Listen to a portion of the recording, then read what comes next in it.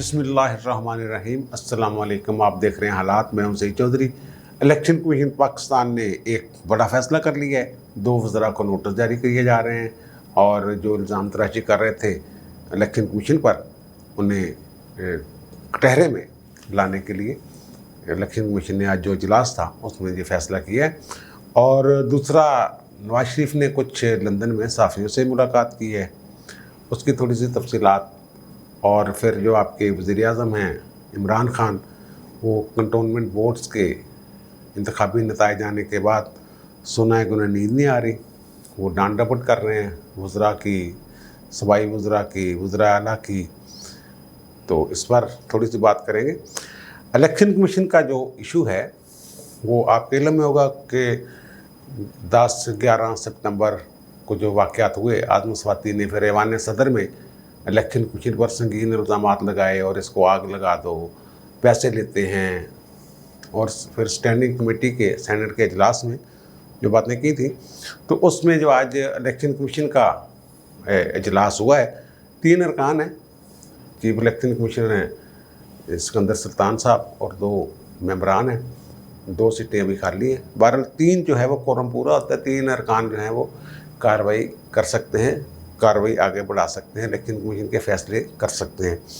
तो उसमें जनाब वो उन्होंने जो प्रेस रिलीज़ जारी किया है इलेक्शन कमीशन ने, उसमें वो कहते हैं कि जनाब 2 बंदों को, फवाद चौधरी साहब की प्रेस ब्रीफिंग के दौरान जो इलेक्शन कमीशन और चीफ इलेक्शन कमीशन पर इल्ज़ामात लगाए गए, इस पर फैसला किया है कि दोनों वज़रा फवाद चौधरी और आज़म खान स्वाति वो इकट्ठे थे, साथ ही थे, उनको नोटिस जारी किए जाएँ ताकि इस सिलसिले में मज़ीद कार्रवाई अमल में लाई जा सके। और फिर पैमरा से भी रिकॉर्ड मांग लिए है, वो जो टीवी चैनल्स पे ज़ाहिर है प्रेस कॉन्फ्रेंस वगैरह का। और फिर दफ्तर जो है उसको हुक्म दिया है, यानी वो जो वे अरकान या ऑफिशियल्स, स्पेशल सेक्रेटरी वगैरह इन मीटिंग्स में गए थे ऐवान सदर में और स्टैंडिंग कमेटी सेनेट में, उन्हें ये कहा गया है कि वो जो ऐवान सदर वाली कार्रवाई, जहाँ सदर ने यही भी फरमाया था ना कि इस्तीफ़े कदों दे रहे हो, ये बात भी ज़हन में रखिए ज़रा। और फिर प्रेस ब्रीफिंग जो थी इन वज़रा की, उसके मतलब तमाम रिकॉर्ड जब वो मुरतब करके मज़ीद कार्रवाई के लिए इलेक्शन कमीशन के सामने पेश किया जाए। जिस दिन ये वाक़या हुआ था उसके बाद 2 व्लॉग मैंने किए थे मुसलसल, 10 सितंबर को और 11 सितंबर को।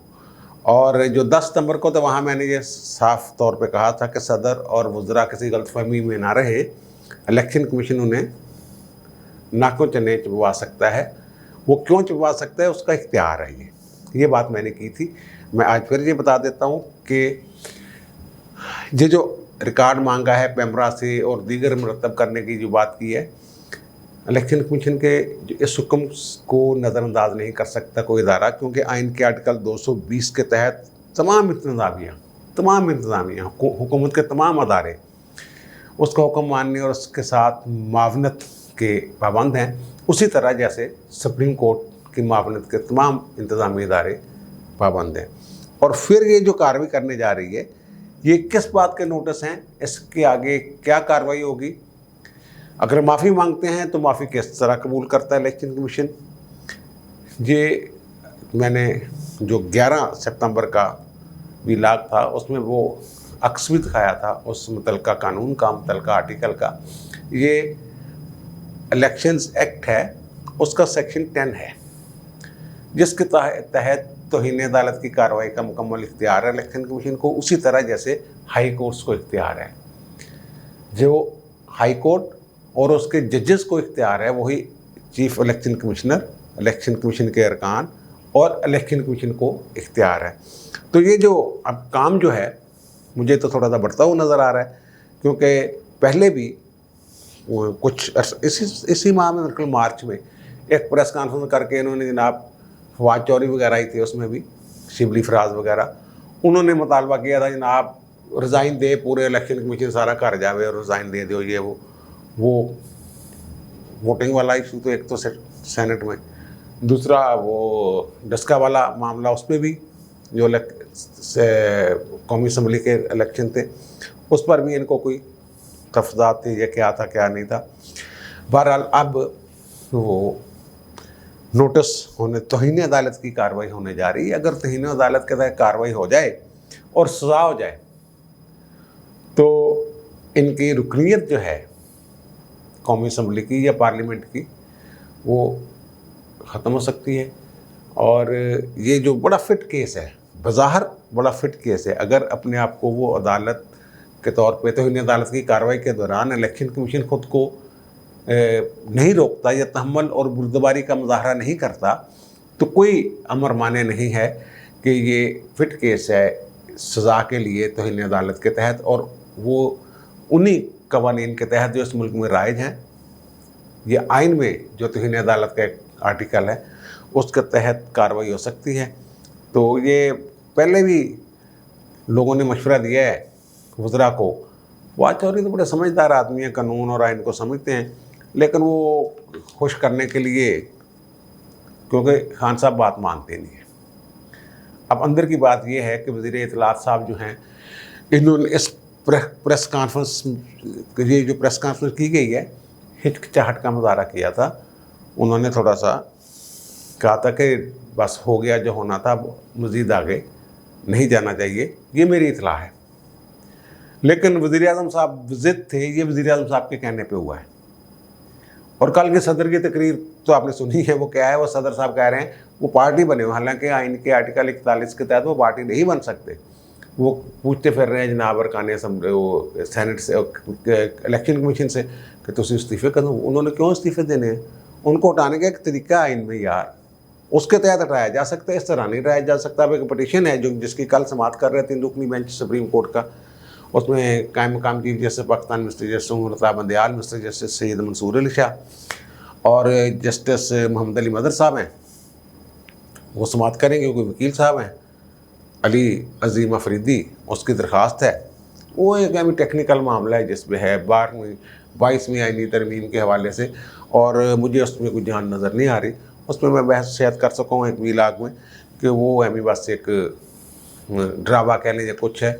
और मुझे तो ये लग रहा है कि वो इब्तदाई समाअत पर ही उसका तिया पांचा हो जाना है, क्योंकि अटारनी जनरल साहब जो हैं उन्होंने कोई इसकी जो ऑफिस है उसकी जो राय है, उसकी राय के मुताबिक ये कोई इसमें इसको काबिल पज़ीर राय करार देने में कोई, वो कहते हैं कोई ठोस वजूहात नहीं हो सकता है। वो इस पर कहें कि जनाब इसको, ये तो काबिल समाअत ही नहीं, इस तरह की बात हो सकती है।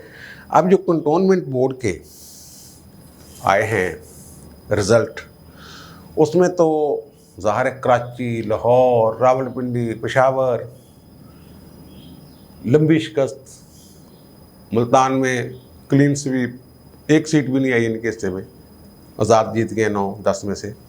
और यहाँ वाल्टन वाले कंटोनमेंट लाहौर में भी क्लीन स्वीप, कोई उनका 10 के 10 वार्ड जो हैं वो, उनमें से 9 लेगी है नून लीग। ये नून लीग ने इसमें ये इस कंटोनमेंट, मैंने पहले कहा है ये कोई बड़े इलेक्शन नहीं है, इसमें कुछ इशारे मिले हैं। ये इसको कह लें एक सर्वे हो गया है अगले जनरल इलेक्शन का। हुक्मरान जमात इलेक्शन बल्दियाती हारती नहीं है, रिकॉर्ड उठा के देख लें किसी भी दौर का, कभी नहीं। इसका मतलब है कि अवाम इतनी मायूस है इस हुकूमत से कि उन्होंने सोच लिया कि जनाब इससे इनसे जान छिड़ाएं। हालांकि ये जो कंटोनमेंट वगैरह में या बल्दियाती इदारों में जो इलेक्शन होते हैं उनमें लोगों की ख्वाहिश होती है कि हुक्मरान पार्टी के बंदे अगर आएंगे तो फिर ही उन्हें फंड्स वगैरह मिलेंगे और वो आगे कार्रवाई करेंगे। अब खान साहब जो हैं वो कहते हैं कि उन्होंने डांट डपट की है अपने जो इलेक्शन कैंपेन वाले, कोई शायद चौधरी एजाज हैं, क्या नाम है उनका, उनके बारे में सुनने में आया कि उन्होंने उनको काफ़ी हद तक वो उनको क्या किया है, परेशान किया है एक तरह से वज़ीर आज़म साहब ने। इस तरह की कोई लैंग्वेज इस्तेमाल की है कि तुम की कर दो गल्लां बड़ियां सुनते हैं थोड़ियां। और बुज़दार साहब से भी सुना, उन्होंने रिपोर्ट मांगी है और दीगर भी। तो वो काफ़ी परेशान है कि जनाब वो कि, और उनको ये यकीन हो गया है। पहले तो वो कहते थे ना कि मेरे साथ एस्टैब्लिशमेंट ने भी हाथ किया, मुझे वाज़ेह अक्सरियत नहीं लेने दी। अब वो और बात कर रहे हैं, वो कह रहे हैं देखिए जनाब एस्टैब्लिशमेंट मुझे ये इशारे दे रही है इस तरह करके कि अगर मैंने उनकी ताबेदारी ना की, उनके आगे सजदारेज नहीं होऊंगा अगर मैं, तो फिर मुझे ऐसे ही मेरे साथ करेंगे। अब नून लीग वाले कह रहे हैं कि जनाब मियां नवाज शरीफ ने जो बात की है, खान साहब कह रहे हैं कि एस्टेब्लिशमेंट मेरे साथ हाथ कर रही है, मुझे जानबूझकर हरवाया गया है। ये खान साहब की सोच है जो मेरे सोच से, मैं वरना जीत रहा था, मुझे जानबूझ के हरवाया गया है और मुझे ये पैगाम दिया गया है इनडायरेक्टली कि मैं उन्होंने अगे हर गल मनी जावा, मैं तो उन्होंने अगे वेर जाना, मैं उनके आगे खड़ा हो जाता हूँ। कहाँ खड़े होते हैं? ये बहरहाल उनकी अपनी एक सोच है। वो अपने जो अहबाब हैं इर्द गिर्द, जो कबीना के इजलास में वो ऐसी बातें फरमा रहे हैं कि ना मैं तो ये कुछ हो रहा है, हाथ हो रहा है, कोई नादीदा कुव्वतें ये गेम डाल रही है। हालांकि वहाँ जो लोग मौजूद थे देखा है वो, अब नवाज शरीफ साहब ये कह रहे हैं जो उन्होंने साफियों से बात की है, वो कुछ और बात कर रहे हैं। वो ये कह रहे हैं कि जनाब ये इतनी सीटें जो ले गए हैं, कहीं कहीं पूरे मुल्क में तो 60 सीटें ले गए ना मुख्तलिफ कंटोनमेंट बोर्ड्स की, तो ये कैसे ले गया? लोग जो जिस हद तक मायूस हैं और इनको वोट नहीं देना चाह रहे, तनकीद हो रही है धड़ाधड़ इनकी जो कारकर्दगी है उस पर, तो फिर ये इतनी सीटें भी कैसे ले गए? वो ये कह रहे हैं ये भी धांधली हुई है। एक और उन्होंने जो बात की है, उन्होंने फिर एक नाम लिया है, उन्होंने कहा जनाब जनरल रिटायर्ड आसम बाजवा साहब, वो जो पिज़्ज़ा वाले नहीं हैं, वो मेरे ख़िलाफ़ जब मुझे क्यों निकाला वाली बात, तो वो मेरे साथ साजिश में शरीक थे। अगर मुझसे रसीदें मांगी गई हैं तो ज़रा उनसे भी तो मांगे ना, पापा जॉन्स वालों से, कि भाई जी वो क्या है कि दरअसल में एक जनरल का नाम लेके ना बहुत सारे जनरलों की बात जो है उसकी तरफ इशारा होता है। वो अकेले थोड़ा थे, जनरल आसम बाजवा, अगर कुछ साजिश हुई है वो इस पोजीशन में नहीं थे कि ख़ुद वो कोई साजिश कर सकते। ज़ाहिर उनसे बड़े जो होंगे वो भी अगर साजिश है तो वो भी उसमें शामिल होंगे, और बड़े कौन थे उस वक्त के वो आप देख लें। और फिर उन्होंने जो इलेक्शन है कंटोनमेंट के, इस बारे में उन्होंने अल्लाह का शुक्र अदा किया और कहा कि अल्लाह का एहसान है कि जो हमारा बयानिया है उसको तक़वियत मिली है इससे। पंजाब में तो जीत ही गए ना बड़ी भारी तादाद में, और वहाँ वफाक में पूरे पाकिस्तान में भी एक सीट का फ़र्क है ना। अगर एक आज़ाद हो सकता है कल तक 2-3 आज़ाद जो हैं वो नून लीग में शामिल हो जाएं, फिर तो सबसे बड़ी जो जीतने वाली जमात होगी ये फिर नून लीग ही होगी ना। वो कहते हैं अल्लाह ताला का एहसान है कि हमारे बयानियों को वो है, और वो कहते हैं अपने बयानी पे हम कायम हैं, वही वोट को इज़्ज़त दो, पार्लियामेंट की बालादस्ती, आइन की बालादस्ती, कानून की हुक्मरानी, तमाम अदारे अपनी हदूद में रहे। इस तरह की बात उन्होंने की है। और फिर कहा कि मैं आऊँगा। उस वक्त मैं सज़ा के बाद भी वापस आ गया था, तो अब क्यों नहीं आऊँगा? और वो मैंने बता दिया वो कब आएंगे। मेरा ख्याल है, मेरा जो इतला है वो यही है कि जब वो इलेक्शन अनाउंस हो जाएंगे उसके बाद वो आएंगे। और उन्होंने किसी से ये भी कहा था कि मुझे स्ट्रेचर पर भी आना पड़ा तो आऊँगा। और उधर हमारे तो यहाँ वो नहीं ना चलते, ना साकरार साहब की खबर को चलती है, ना इनकी खबर चलती है, हमारे जो नवाज शरीफ हैं, तो वो जनाब पाबंदी है कि जनाब ये इश्तिहारी हैं अदालत से, तो इसलिए इनकी खबर नहीं छप सकती। अगर उनके बयान पे तकलीफ़ पहुँचे किसी को, फिर 2-2 घंटे के प्रोग्राम हो सकते हैं और उनका नाम भी हो सकता है और उनका बयानी का जिक्र भी हो सकता है, तनकीद करनी हो तो। लेकिन अगर वैसे उनकी वो खबर जो है वो नहीं देनी। अब जो एक ट्वीट की है अज़ाक डार साहब ने कि जो पीपल्स पार्टी का दौर था 2008 से 2013 तक, उन्होंने लिए कर्ज़े, पता कितने लिए? अब कर्ज़ों की जमा तफरीक करके देखें, मैं तो हैरान हो गया हूँ। 4 अरब 50 करोड़ योमिया बनता है जितना भी कर्ज़ा लिया उन्होंने। वो ये इसाक डार साहब के मुताबिक 4 अरब 50 करोड़ रुपए एक दिन का कर्ज़ा बनता है। और मुस्लिम लीग नून ने 2013 से 2018 तक 5 अरब 80 करोड़ रुपए एक दिन का कर्ज़ा, दोनों का। अच्छा, अब जो हमारे हैं ये खान साहब, इनका दिल्ली कर्जा पता कितना, ये जो दिल्ली के हिसाब से कितना बनता है? 13 अरब 70 करोड़ रुपए जोमियाँ। यानी जो पिछली हुकूमतों ने मिलके भी इतना कर्जा जोमिया नहीं बनता, वो भी 5 और 4 9 10 सवा 10 के करीब बनता है जोमिया, दोनों हुकूमतों का मिला के। और ये अकेली हुकूमत पीटीआई की 13 अरब 70 करोड़ रुपए योमिया, इसकी तरदीद कर दें।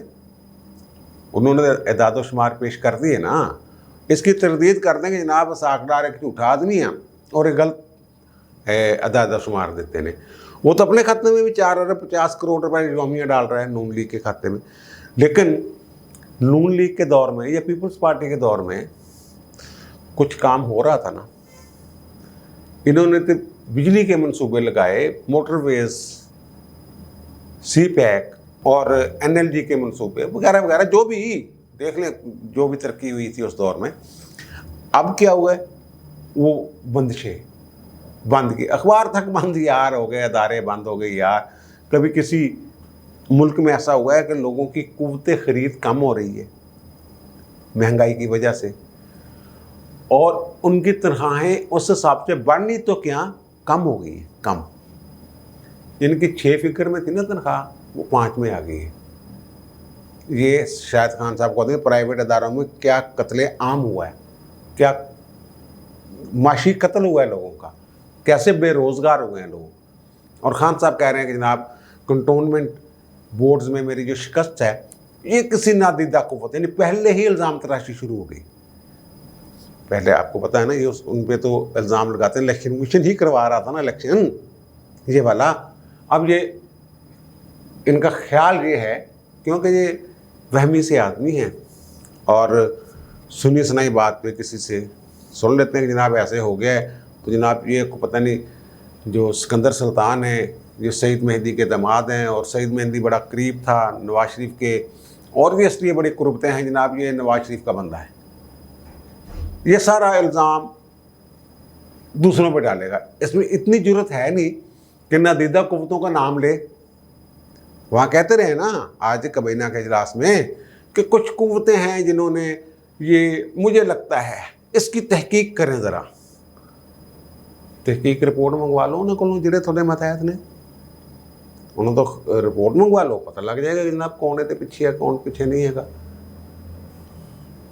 हर वक्त अपने आप को सही दुरुस्त ऊंचे मकाम पे मुर्शिद आला, अल्लाह रहम करे इस मुल्क पर, दवाई की जा सकती है।